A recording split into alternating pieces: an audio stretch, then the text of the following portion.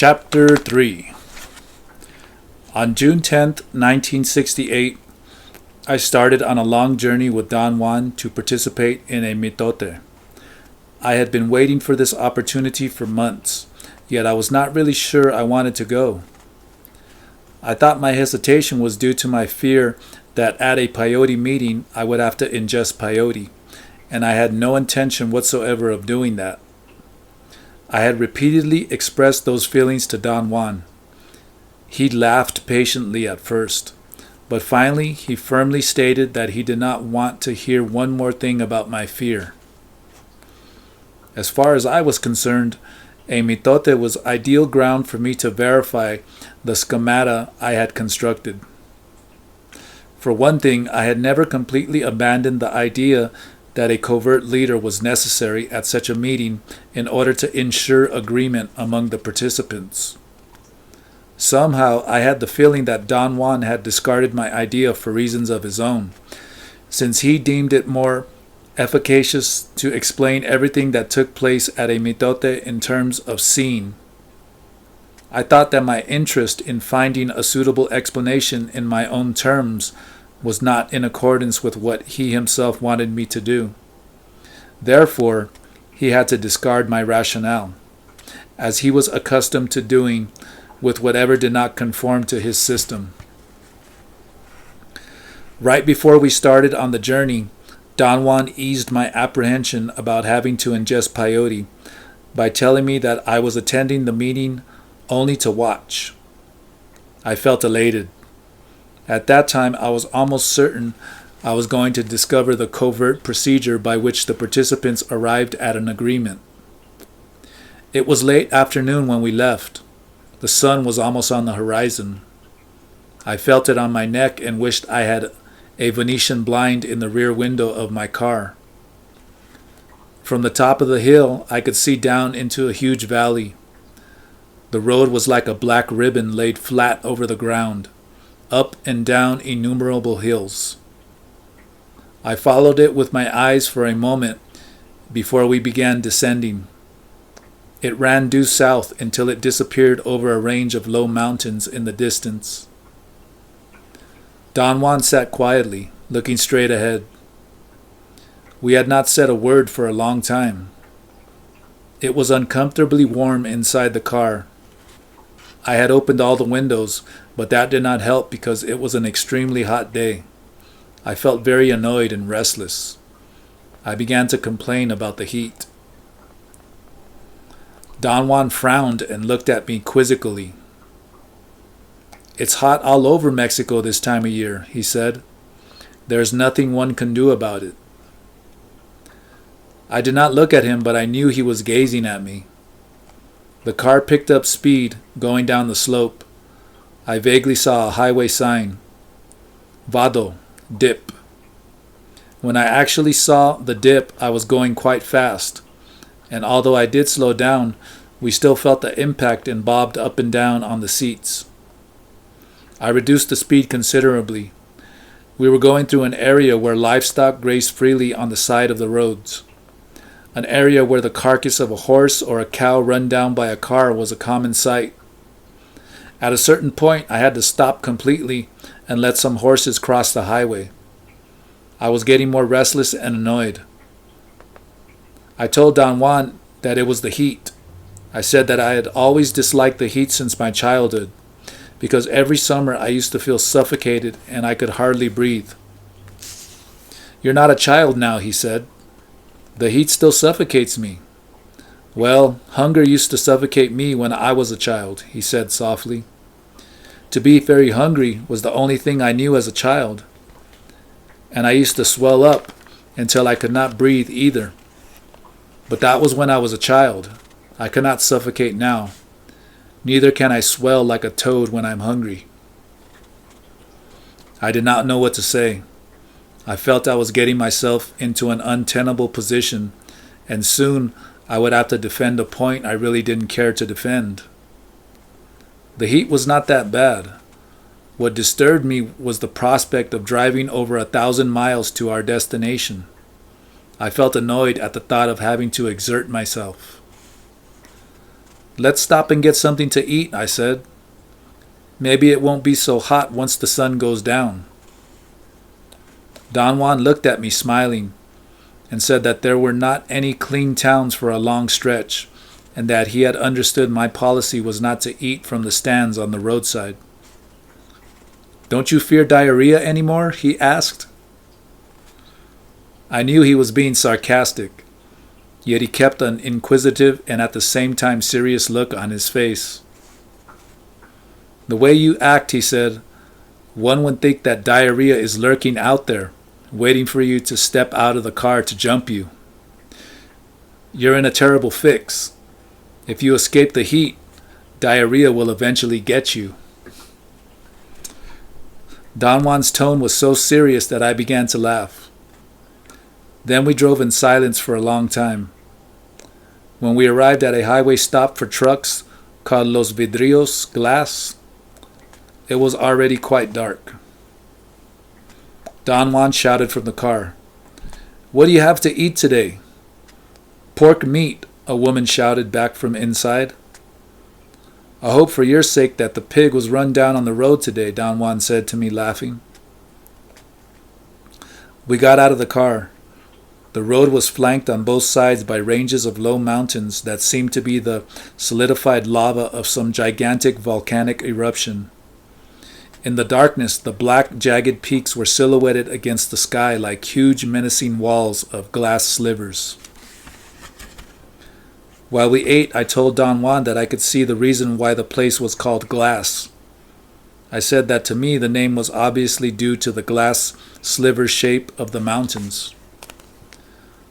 Don Juan said in a convincing tone that the place was called Los Vidrios because a truck loaded with glass had overturned on that spot and the glass shreds were left lying around the road for years. I felt he was being facetious and asked him to tell me if that was the real reason. "Why don't you ask someone here?" he said. I asked the man who was sitting at a table next to ours. He said apologetically that he didn't know.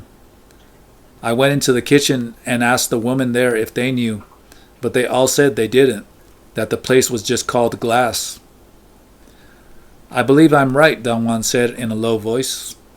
"Mexicans are not given to noticing things around them. I'm sure they can't see the glass mountains, but they surely can leave a mountain of glass shreds lying around for years." We both found the image funny and laughed. When we had finished eating, Don Juan asked me how I felt. I told him fine, but I really felt somehow queasy. Don Juan gave me a steadfast look and seemed to detect my feeling of discomfort. "Once you decided to come to Mexico, you should have put all your petty fears away," he said very sternly. "Your decision to come should have vanquished them. You came because you wanted to come. That's the warrior's way. I have told you time and time again, the most effective way is to live as a warrior. Worry and think before you make any decision, but once you make it, be on your way free from worries or thoughts. There will be a million other decisions still awaiting you. That's the warrior's way." I believe I do that, Don Juan, at least some of the time. It's very hard to keep on reminding myself, though. A warrior thinks of his death when things become unclear. That's even harder, Don Juan. For most people, death is very vague and remote. We never think of it. Why not? Why should we? Very simple, he said. Because the idea of death is the only thing that tempers our spirit. By the time we left Los Vidrios, it was so dark that the jagged silhouette of the mountains had emerged into the darkness of the sky. We drove in silence for more than an hour. I felt tired. It was as though I didn't want to talk because there was nothing to talk about. The traffic was minimal. Few cars passed by from the opposite direction. It seemed as if we were the only people going south on the highway. I thought that was strange, and I kept on looking in the rearview mirror to see if there were other cars coming from behind, but there were none. After a while, I stopped looking for cars and began to dwell again on the prospect of our trip. Then I noticed that my headlights seemed extremely bright in contrast with the darkness all around, and I looked again in the rearview mirror. I saw a bright glare first, and then 2 points of light that seemed to have emerged from the ground. They were the headlights of a car on a hilltop in the distance behind us. They remained visible for a while, then they disappeared into the darkness, as if they had been scooped away. After a moment they appeared on another hilltop, and then they disappeared again. I followed their appearances and disappearances in the mirror for a long time. At one point it occurred to me that the car was gaining on us. It was definitely closing in. The lights were bigger and brighter. I deliberately stepped on the gas pedal. I had a sensation of uneasiness. Don Juan seemed to notice my concern, or perhaps he was only noticing that I was speeding up. He looked at me first, then he turned around and looked at the distant headlights. He asked me if there was something wrong with me. I told him that I had not seen any cars behind us for hours, and that suddenly I had noticed the lights of a car that seemed to be gaining on us all the time.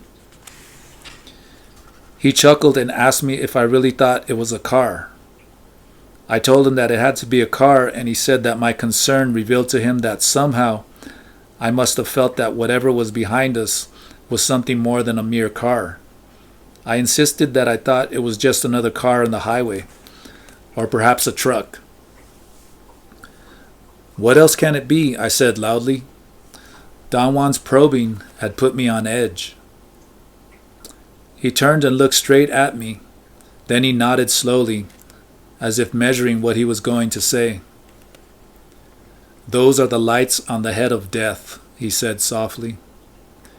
"Death puts them on like a hat and then shoots off on a gallop. Those are the lights of death on the gallop gaining on us, getting closer and closer."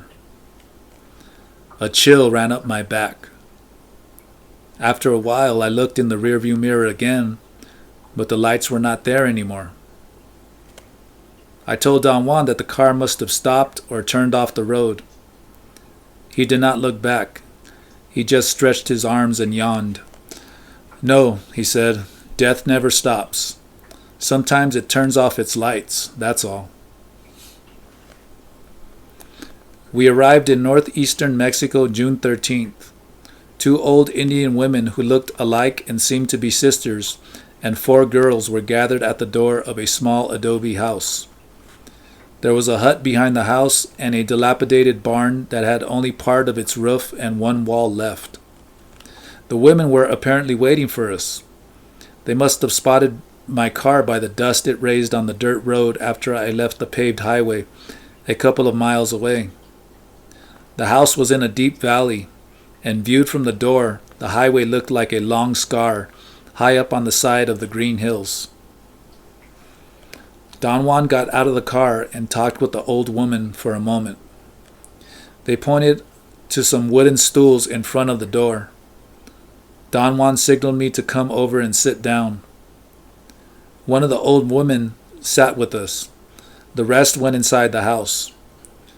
2 of the girls remained by the door, examining me with curiosity.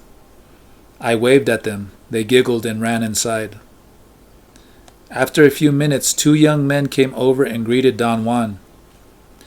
They did not speak to me or even look at me. They talked to Don Juan briefly. Then he got up and all of us, including the women, walked to another house, perhaps half a mile away. We met there with another group of people. Don Juan went inside, but told me to stay by the door. I looked in and saw an old Indian man around Don Juan's age, sitting on a wooden stool. It was not quite dark. A group of young Indian men and women were standing quietly around an old truck parked in front of the house. I talked to them in Spanish, but they deliberately avoided answering me. The women giggled every time I said something, and the men smiled politely and turned their eyes away. It was as if they did not understand me, yet I was sure all of them spoke Spanish because I had heard them talking among themselves. After a while, Don Juan and the other old man came out and got into the truck and sat next to the driver. That appeared to be a signal for everyone to climb onto the flatbed of the truck. There were no side railings, and when the truck began to move, we all hung onto a long rope that was tied to some hooks on the chassis. The truck moved slowly on the dirt road. At one point on a very steep slope, it stopped, and everybody jumped down and walked behind it. Then 2 young men hopped onto the flatbed again and sat on the edge without using the rope. The women laughed and encouraged them to maintain their precarious position. Don Juan and the old man, who was referred to as Don Silvio, walked together and did not seem to be concerned with the young men's histrionics. When the road leveled off, everybody got on the truck again. We rode for about an hour. The floor was extremely hard and uncomfortable. So I stood up and held onto the roof of the cab and rode that way until we stopped in front of a group of shacks. There were more people there. It was very dark by then, and I could see only a few of them in the dim yellowish light of a kerosene lantern that hung by an open door. Everybody got off the truck and mingled with the people in the houses. Don Juan told me again to stay outside. I leaned against the front fender of the truck, and after a minute or two, I was joined by 3 young men. I had met one of them 4 years before at a previous mitote. He embraced me by grabbing my forearms. "You're fine," he whispered to me in Spanish. We stayed very quietly by the truck. It was a warm, windy night. I could hear the soft rumble of a stream close by. My friend asked me in a whisper if I had any cigarettes. I passed the pack around. By the glow of the cigarettes, I looked at my watch. It was 9 o'clock. A group of people emerged from inside the house soon afterwards, and the 3 young men walked away. Don Juan came over to me and told me that he had explained my presence to everybody's satisfaction, and that I was welcome to come and serve water at the mitote. He said we would be going right away. A group of 10 women and 11 men left the house. The man heading the party was rather husky. He was perhaps in his mid-50s. They called him Mochu, a nickname which means cropped. He moved with brisk, firm steps. Maybe Mocho. He carried a kerosene lantern and waved it from side to side as he walked. At first I thought he was moving it at random, but then I discovered that he waved the lantern to mark an obstacle or a difficult pass on the road. We walked for over an hour. The women chatted and laughed softly from time to time. Don Juan and the other old men were at the head of the line. I was at the very tail end of it. I kept my eyes down on the road, trying to see where I was walking. It had been 4 years since Don Juan and I had been in the hills at night, and I had lost a great deal of physical prowess. I kept stumbling and involuntarily kicking small rocks. My knees did not have any flexibility. The road seemed to come up at me when I encountered a high spot, or it seemed to give in under me when I hit a low spot. I was the noisiest walker, and that made me into an unwilling clown. Someone in the group said, "Woo!" every time I stumbled, and everyone laughed. At one point, one of the rocks I kicked hit a woman's heel, and she said out loud to everyone's delight, "Give a candle to that poor boy." But the final mortification was when I tripped and had to hold on to the person in front of me. He nearly lost his balance with my weight on him and let out a deliberate scream that was all out of proportion. Everyone laughed so hard that the whole group had to stop for a while. At a certain moment, the man who was leading jerked his lantern up and down. It seemed that was the sign we had arrived at our destination. There was a dark silhouette of a low house to my right, a short distance away. Everyone in the group scrambled in different directions. I looked for Don Juan. It was difficult to find him in the darkness. I stumbled noisily for a while before noticing that he was sitting on a rock. He again told me that my duty was to bring water for the men who were going to participate. He had taught me the procedure years before. I remembered every detail of it, but he insisted on refreshing my memory and showed me again how to do it. Afterwards, we walked to the back of the house where all the men had gathered. They had built a fire. There was a cleared area covered with straw mats perhaps 15 feet away from the fire. Mocho, the man who had led us, sat on a mat first. I noticed that the upper edge of his left ear was missing, which accounted for his nickname. Don Silvio sat to his right and Don Juan to his left. Mocho was sitting facing the fire. A young man advanced towards him and placed a flat basket with peyote buttons in front of him. Then the young man sat down between Mocho and Don Silvio. Another young man carried 2 small baskets and placed them next to the peyote buttons and then sat between Mocho and Don Juan. Then 2 other young men flanked Don Silvio and Don Juan, closing a circle of 7 persons. The women remained inside the house. 2 young men were in charge of keeping the fire burning all night, and 1 teenager and I kept the water that was going to be given to the 7 participants after their all-night ritual. The boy and I sat by a rock. The fire and the receptacle with water were opposite each other, and at an equal distance from the circle of participants. Mocho, the head man, sang his peyote song. His eyes were closed. His body bobbed up and down. It was a very long song. I did not understand the language. Then all of them, one by one, sang their peyote songs. They did not seem to follow any preconceived order.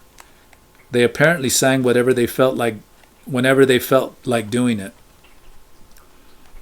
Then Mocho held the basket with peyote buttons, took 2 of them and placed it back again in the center of the circle.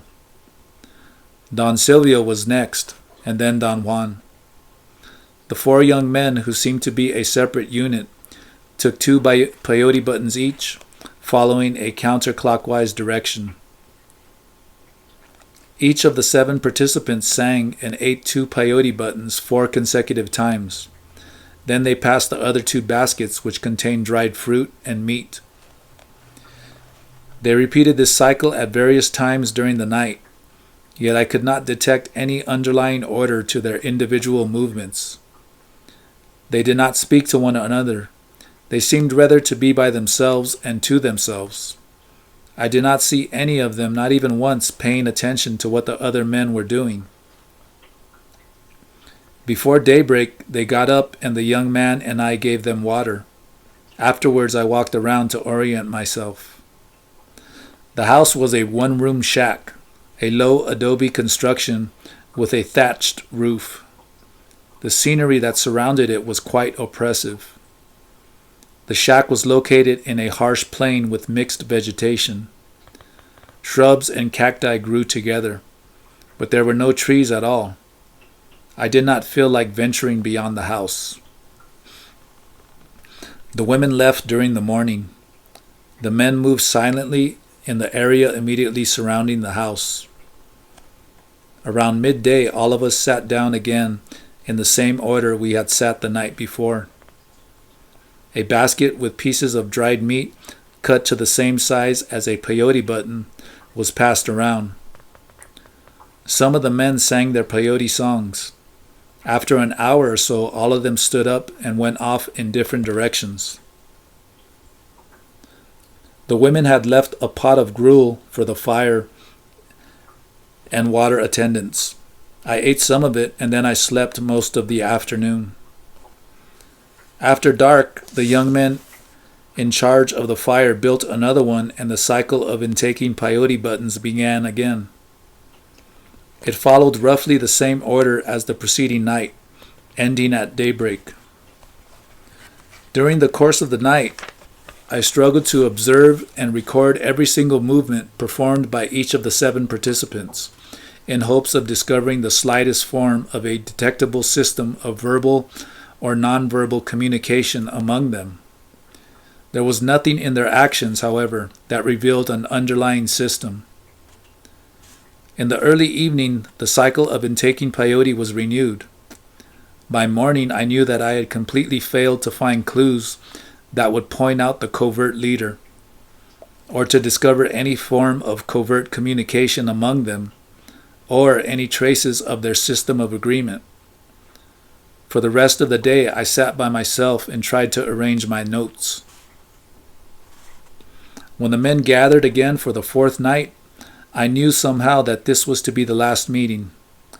Nobody had mentioned anything about it to me, yet I knew they would disband the next day. I sat by the water again, and everyone else resumed his position in the order that had already been established. The behavior of the 7 men in the circle was a replica of what I had observed during the 3 previous nights. I became absorbed in their movements, as I had done before. I wanted to record everything they did, every movement, every utterance, every gesture. At a certain moment, I heard a sort of beep in my ear. It was a common sort of buzzing in the ear, and I did not pay attention to it. The beep became louder, yet it was still within the range of my ordinary bodily sensations. I remembered dividing my attention between watching the men and listening to the buzzing I was hearing. Then, at a given instant, the faces of the men seemed to become brighter. It was as if a light had been turned on, but it was not quite like an electric light or a lantern, or the reflection of the fire on their faces. It was rather an iridescence, a pink luminosity, very tenuous yet detectable from where I was. The buzzing seemed to increase.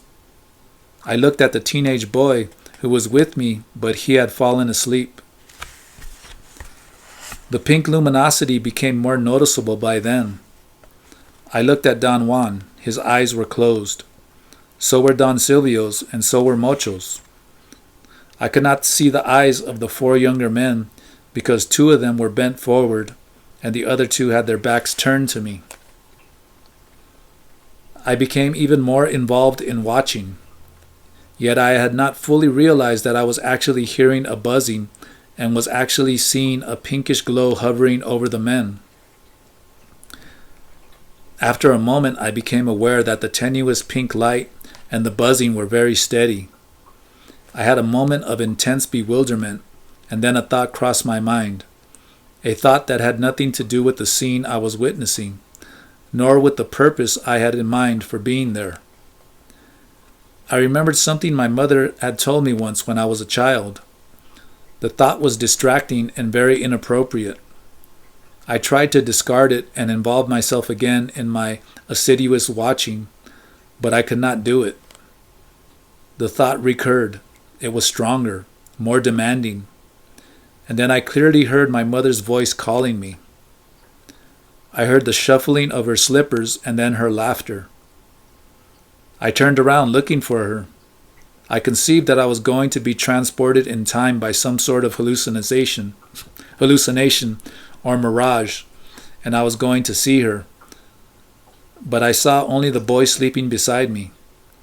To see him jolted me, and I experienced a brief moment of ease, of sobriety. I looked again at the group of men. They had not changed their positions at all. However, the luminosity was gone, and so was the buzzing in my ears. I felt relieved. I thought that the hallucination of hearing my mother's voice was over. Her voice had been so clear and vivid. I said to myself over and over that for an instant the voice had almost trapped me. I noticed vaguely that Don Juan was looking at me, but that did not matter. It was the memory of my mother's voice calling me that was mesmerizing. I struggled desperately to think about something else. And then I heard her voice again, as clearly as if she had been behind me. She called my name. I turned quickly, but all I saw was the dark silhouette of the shack and the shrubs beyond it. Hearing my name caused me the most profound anguish. I whined involuntarily. I felt cold and very lonely, and I began to weep. At that moment, I had the sensation that I needed someone to care for me. I turned my head to look at Don Juan. He was staring at me. I did not want to see him, so I closed my eyes. And then I saw my mother. It was not the thought of my mother, the way I think of her ordinarily. This was a clear vision of her, standing by me. I felt desperate. I was trembling and wanted to escape. The vision of my mother was too disturbing, too alien to what I was pursuing in that peyote meeting. There was apparently no conscious way to avoid it. Perhaps I could have opened my eyes if I really wanted the vision to vanish, but instead I examined it in detail.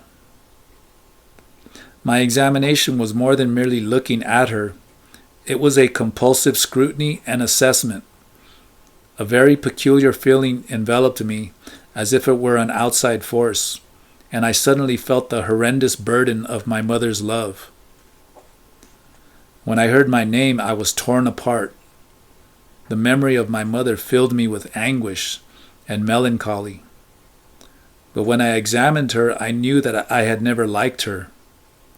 This was a shocking realization.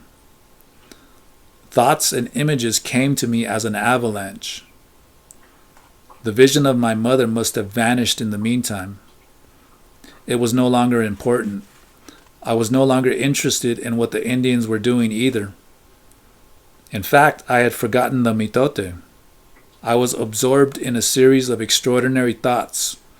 Extraordinary because they were more than thoughts.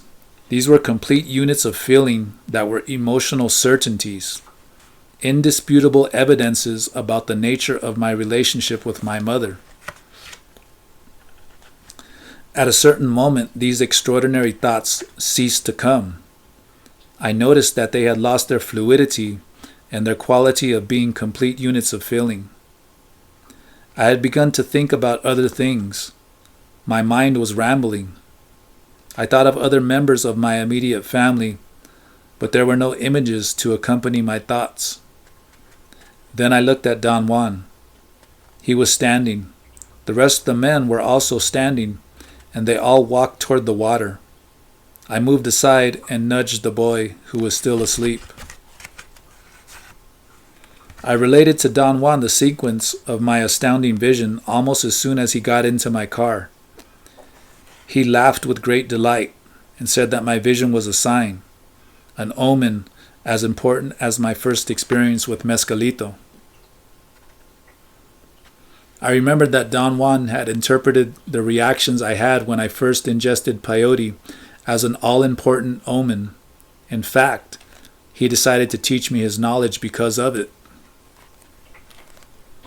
Don Juan said that during the last night of the mitote, Mescalito had hovered over me so obviously that everyone was forced to turn toward me, and that was why he was staring at me when I looked at him.